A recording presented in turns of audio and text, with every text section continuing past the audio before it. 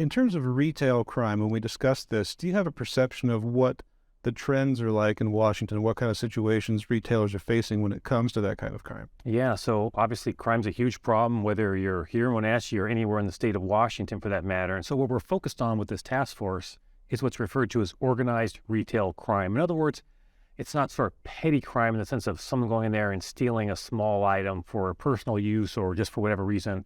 Rather, what we're focused on with my office, working with law enforcement and workers across the state, is that organized element where they're stealing in large amount of product, brazenly walking into stores, walking out, and then reselling on the secondary market, like eBay or on Amazon. And that cost to retailers, to businesses, is massive across the country and here in Washington. So we're trying to use my office because organized retail theft doesn't care if you're in Wenatchee or Seattle or Olympia or Yakima, right? They cross boundaries, so it's helpful to have a statewide focus on this, and that's why we're making proposals to try to address this serious problem.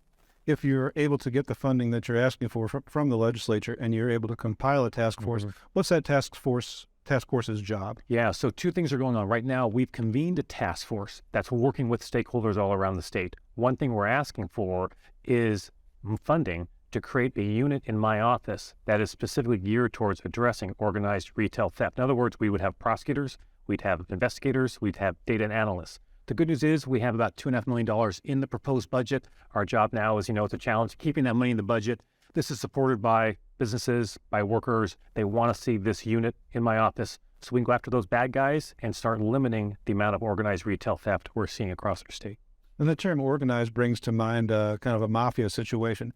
Are we seeing cases where people are making plans, hatching strategies, having partnerships to make these kind of thefts and resale happen? That's exactly what this is all about. So this is not just an individual, right? These are organized crime rings, basically. And it's staggering the amount of money. There's been a case that was recently resolved where someone's been sentenced to 6 years for organized retail theft. And the judge talked about the staggering was the word I think the judge used, the staggering amount of product that had been stolen from this one organized crime ring. So this is a substantial problem in our state. It threatens the safety of workers and customers, and of course has an economic cost for customers. Prices go up when things are stolen, and for businesses. So across the board, it's a big issue. That's why we're getting involved. Well, one form of crime which we don't think of as being crime is violation of electoral politics, campaign laws in the state of Washington. We have some pretty strict law governing the way social media is supposed to work in terms of disclosing its advertisers and disclosing the targeting that they do with those ads. Now, recently you've won judgments against Meta, the parent company of Facebook, which have been in the millions of dollars. But we are talking about companies that are billions of dollars in value. So how, with those deep pockets, how do we keep them honest? How do we make these penalties stick and change behavior? Yeah, and so this is a civil case that we have against Facebook, now known as Meta. And in a nutshell, what it is Washington state law requires that if you have a newspaper, a TV station, and you run political ads, if somebody asks for information about that ad, who paid for it, when it's running, you have to disclose that. That's part of the law in Washington state. Well, your viewers would be shocked to know that Meta, Facebook, was not doing that. They would take the money for the ads, but would not disclose it when Washingtonians wanted that information that they're entitled to. It's maddening. So we brought a lawsuit. The judge issued the maximum penalty. It's tens of millions of dollars. Now, to your point, Meta's a massive company, is at $30 or $40 million. I forget the exact amount. It's a lot. Obviously, that's not going to adversely impact their bottom line too much. All I can say is I've got the tools that I have under state law. We asked for the maximum penalty. We got that. For any company, 30, 40 million bucks is going to get their attention on a certain level. So we want is that penalty, right? That's money that would come back to the state of Washington, but we want them to be following the law. And it's our view that that court judgment, and they're appealing it, if we ultimately succeed, that will compel them to follow the law. I do not believe Meta will flaunt the law in violation of a court order if that's where the judge comes down. So we're confident in our case. That's why we brought it. Sometimes you got to go against these big corporations and beat them in court, and that's what we did this time. Now, the range of penalties is set in state law, as you mentioned. Does that range need to go up, have an higher upper limit when we're talking about companies that, again, do have billions and billions of dollars in assets? It's interesting that, with state law, I'm not a legislator, of course, I'm the Attorney General, but I'm interested in state laws. And one thing I've learned in this area and others is laws are often put in place and they'll issue a statutory penalty for whatever the offense is. Well, what happens is decades go by and suddenly what seemed to be a pretty robust penalty after 30 years, 40 years, or 50 years, if it doesn't move, is minor. And so not just in this instance, but actually Jefferson and many others, I would say the legislature needs to take a look at those penalties that are put in place because the world changes. And sometimes those penalties are not keeping up with even inflation or the reality on the ground of what we see with these huge, huge corporations to deter their unlawful conduct. Well, Attorney General, we couldn't have you on without talking about firearms and talking about some of the restrictions that have been proposed and are moving through the legislature right now. A proposal to limit or eliminate the sale of assault weapons and in the state of Washington. The legislation itself lists 62 different kinds of and brands of firearms whose sale would be outlawed, including all forms of AK-47 as we know them. Some county sheriffs have signed on to a widely circulating letter voicing their opposition to this, and those are the folks, or some of the folks, who I assume would have to enforce this law if it comes into play. What's your response to the argument that we are sheriffs, we enforce the laws, but this law is a step too far? Well, I respect their opinion. When it comes to issues related to the Second Amendment, I support the Second Amendment, but understand that there are strong views on the Second Amendment, not just across our state, but across the country as well. I'm from a family of 7. I can assure you there are different views on the Second Amendment and many other issues within my own family. So I think the key is to respect the differences. That's why we have a legislative process, right? We take our proposal, they're in opposition to it, we present our testimony, and the legislature will ultimately decide. I think it's the right approach to ban the sale of assault weapons. Other states have done that. Courts have upheld those bans on the sale of those weapons, but ultimately it's up to the legislature to decide that. But I guess I look in the face of these mass shootings that we literally see every day. We average in this country more than one mass shooting every single day, and we see them in schools, we see them in public places, and the weapons of choice are the types of weapons you're talking about, along with high-capacity magazines. And speaking as a father of young kids and as an attorney general, I just feel like, hey, we need to do something.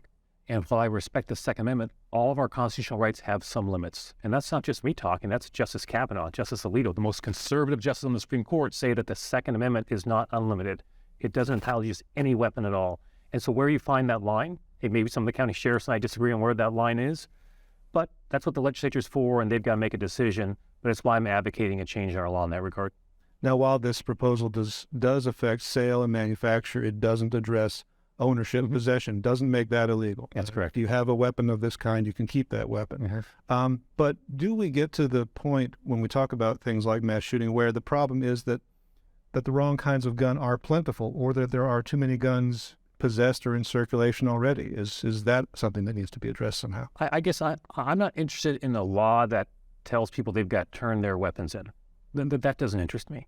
What I'm focused on is stopping the sale of those weapons moving forward. To me, that seems like we talked earlier, what's the right line? What's the right balance on really touchy and tricky, challenging issues? And to me, that's where I draw the line. If someone bought a gun or a weapon legally at some point in the past, I'm not asking them to turn that back in, okay? I don't think the law should require them to do that.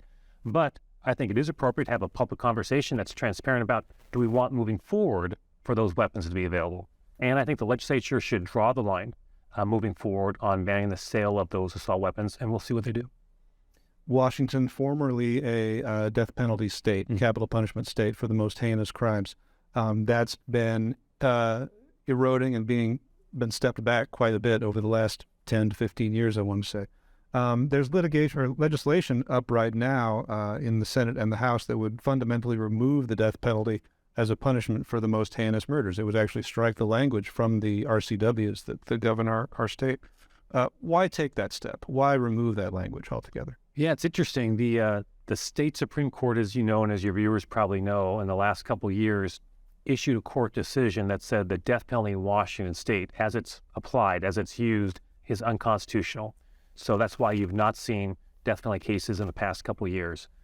But the law is still on the books. In other words, theoretically, someone could try and prosecute a death penalty case. So what the Supreme Court has done is actually they issue an annual report saying, here's a whole set of laws that are still on the books, state legislature, but they've been declared unconstitutional. You may want to take a look at taking them off the books. So they include things like we still have apparently loyalty oaths that go back to, I think, the 50s and the 60s, right? McCarthy era stuff, loyalty oaths to government. Well, I don't think anybody thinks we should have those anymore, but they're still on the books, even though they've been declared unconstitutional. So there is a bill that essentially repeals a number of these RCWs, these state laws that have been declared unconstitutional by the Supreme Court. Now, that may sound technical, but they include issues like the death penalty, or things that are of interest to the public. And so there's a conversation going on now with the legislature. I do think it makes sense to strike it from our state laws because, in essence, the Supreme Court has said they're unconstitutional. Why leave some ambiguity? Why leave that uncertainty? Our laws should reflect what the courts have said. Whether you agree or disagree with them, that's what the legislature should do. So I feel there's a good chance that legislation will pass. It's a bit of housekeeping, but it's more than symbolic housekeeping. And that's why there's been a transparent process. No one's trying to pass this bill simply saying, oh, it's all just technical. No, there was a whole conversation about the death penalty just in the last few days in the legislature. So it's housekeeping in a way, but that sometimes housekeeping, as folks know, can sometimes be complicated, right? And that's what this is. And so we want to make sure that folks are aware this is going on.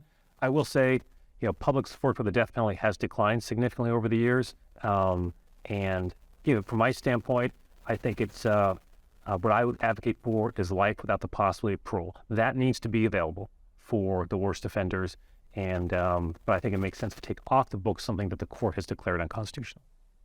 On Thursday, your Solicitor General, Noah Purcell, argued on the Quinn and Clayton case in the Washington Supreme Court. This has to do with the state's capital gains excise tax, a tax on capital sales of assets over $250,000 a year. He argued against one of your predecessors, Rob McCann, former Attorney General. What odds do you give the success for that case? People who are advocates for that tax say it's badly needed for education and facilities. How do you see that case going? We've seen my old friend Rob McCann in court many times since I've been Attorney General. I think we've won every case we've had against him so far, so I'm confident we'll prevail on this one as well. And I guess what I would say is that our job as an office, as the Attorney General office, is to defend and enforce state law. So the legislature passed this capital gains tax. When there's a lawsuit challenging that, we're the lawyers who you see in court, in this instance, a high-profile case, defending those laws. So we feel confident. The court did allow before the argument for the state to start collecting that tax, even though the court hadn't issued a decision yet. I don't want to say that predetermines what the court's going to do by any stretch of the imagination, but we felt that was a positive sign. And number two, and most importantly, we felt the oral argument went well from our perspective. So you never know what the Supreme Court's going to do, but we feel confident they're going to uphold what the legislature did in this instance. Now, your office has been deeply involved in unemployment fraud recoveries. There's been a lot of success, according to your office, about $34 million recovered through your legal efforts. But what do you think are the odds, Bob, of the state of Washington fully recouping the estimated $645 million that were lost in fraudulent COVID unemployment claims over the past 2 years? Zero. It's not going to get, I'm just going to be honest, right? It's not going to all get recovered. The state has recovered, I hope I've got this number right, Jefferson. I think it's close to 2/3 of it. There's a significant amount that, in part through our efforts, in part through the state's other efforts, in part through partnership with federal authorities who are trying to go after bad guys. So a significant amount of that has been recovered. But this is an issue I've spoken with other attorneys general across the country. Many, many states, as you know, faced similar fraud with their systems. Washington did as well. What I'm proud of for my team is that my team actually is the only AG's office in the country who realized, hey, what we should do is go to the banks and utilize what's called a forfeiture law. The team realized there may be some of this money still sitting in these banks, and we can go after and get that money from the banks. And so we've been doing that. And you mentioned, I think we've recovered $35 million or so far, and we're still ongoing with that work to recover some of that money that has actually been sitting there in bank accounts. And so we're just trying to use every tool that we can to recover as much of that money as possible for the state of Washington. We're the only state doing that. It's creative, but it's working so far. But to answer your question again directly, will the state ever recover all of that? No. No state's going to recover all of what they lost. The goal is to recover as much as we can. When it comes to the right to abortion, you and the governor have been clear. It's a different world now. Roe v. Wade repealed by the Supreme Court. And you've put forward or championed efforts to protect data privacy in the era of post-Roe. So tell me what kind of data you think is in jeopardy for patients who are seeking abortion or who have received abortion services, and what do you want to do to protect that? Yeah, it's interesting. It's, set aside whatever one thinks about abortion, right? Saying that issue aside, what we're talking about here with this legislation is privacy and data associated with very personal health information. So I think we all know if you go to a hospital, for example, there are laws like HIPAA that protect that information. The hospital can't sell your personal health information to somebody else or share it with anybody else. That is protected. What I think is not so well understood is that more and more these days, folks use apps, for example, and put information on apps like tracking their periods. Women track their periods sometimes using apps. Well, guess what? HIPAA does not protect that information on an app. The folks who own that app can sell your personal information or share it with whoever the heck they want. And in this day and age of a post-ops world, there's a lot of sensitivity in particular. There always is sensitivity, but particular sensitivity around that, where we have some states who seek to criminalize women who seek the full range of reproductive options, for example. So what we're proposing is a bill that essentially, oversimplifying a little bit, but essentially puts protections on that type of information, even when it's outside the healthcare context. So whether you're using an app or a website, to protect that information, so that website, that app cannot share or sell your personal health information with somebody else. I think the legislation actually has bipartisan support, which I'm pleased to see, because really it's about that privacy that more and more is in jeopardy in all walks of life for us as Washingtonians, and I'm really interested in protecting that personal information for people. The issue of Indigenous women who are missing or murdered has gotten finally the attention it deserves, and your office has created, I believe, a task force on that purpose. So what resources does your office have now versus what would you be able to gain through this legislation you're forwarding for a task force? Yeah, thanks for raising this issue, because it's an important one. There's an epidemic of, as you mentioned, murdered and missing Indigenous women. It's often referred to as MMIW, is the acronym. And there's been a lot of national attention on this recently. As a state with a large tribal community, Washington is a state that's been particularly impacted by that, of these missing and murdered Indigenous women. And the rates at which these Indigenous women go missing or are murdered is wildly disproportionate than, for example, white women. So it's a real issue. And we are heading up a task force with folks all across the state, and that task force to address this issue. And that task force has made some recommendations. The first top recommendation they've made is the creation of a cold case unit that would be placed in the office of the Attorney General to actually go and try and solve these cases. And I believe it'd be the first of its kind anywhere in the country. Cold case units are resource intensive, as for obvious reasons, and very few law enforcement offices have them. So we have a request to the legislature to create that cold case unit in my office. We feel confident that bill may pass, and that would give us the tools, the prosecutors, the investigators, the folks we need to try and actually solve some of these cases and either return individuals back home, or if we cannot do that, if someone is murdered, to have accountability for who caused that murder and justice for the family. Bob, can you think of anything else that viewers in the Central Washington area should know about your office and the projects you're trying to get across this year? Maybe the one thing I would add, I mean, there's always so much, right? But the one thing I would add that I'm confident impacts a lot of folks in this community, because it does in communities all across the country, is the opioid epidemic, which has just had profound impacts on families and communities. And we've been involved, giving you a very short answer to a complex issue, in a lot of litigation against corporations that we believe violated the law in pursuit of profits when it comes to fueling the opioid epidemic. We've had a lot of success with those lawsuits. We've so far recovered more than $1 billion for the state of Washington alone. That is money that when I resolve these cases, I make sure that when writing up these resolutions, the money can only be used by local jurisdictions or the state to address the opioid epidemic, counseling, prevention, first responders, you name it.